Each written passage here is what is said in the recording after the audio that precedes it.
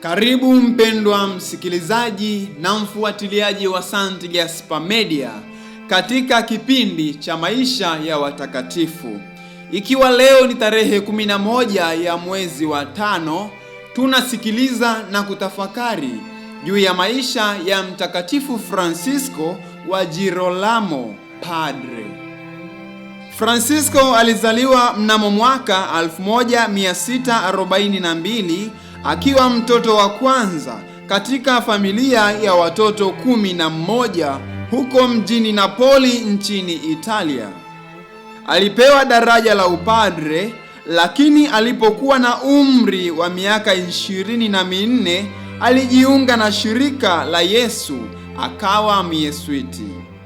Francisco alifanya kazi ya umisionari kule mjini Napoli kwa muda wa miaka 40. Hadi leo hii anaheshimiwa kama mtume wa mjini Napoli. Mafanikio ya kuhubiri kwake yalionekana katika bidii na shauku yake ya kuokoa roho za watu. Inasemekana kwamba alikuwa mithili ya mwanakondoo alipokuwa akiongea na mithili ya simba alipokuwa akihubiri. Katika harakati zake za kuwatafuta kondoo waliopotea, alijipenyeza katika jela na nyumba za mahakama. Alieneza ujumbe wake katika miji midogo midogo na pia kando kando ya barabara.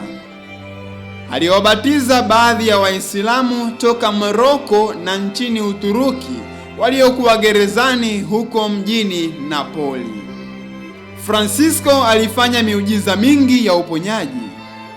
Alifariki dunia kule mjini Napoli akiwa na umri wa miaka 74, ikiwa ni baada ya kuteseka sana kwa muda wa miaka 4 ya ugonjwa. Katika mazishi yake, mafukara karibu wote wa mji wa Napoli walikusanyika kuzunguka mwili wake. Papa alimweka katika orodha ya watakatifu mnamo mwaka 1839. Itukuzwe damu ya Kristo! Milele amina. Tafakari fupi inayotokana na maisha ya Mtakatifu Francisco wa Girolamo, padre. Anayeamini na kubatizwa ataokoka, asiyeamini atahukumiwa. Rejea Injili ya Mtakatifu Marko sura ya 16 aya ya 16.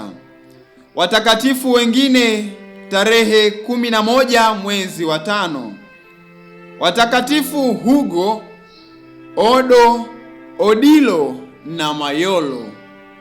Mtakatifu Francisco wa Girolamo, padre, utuombee.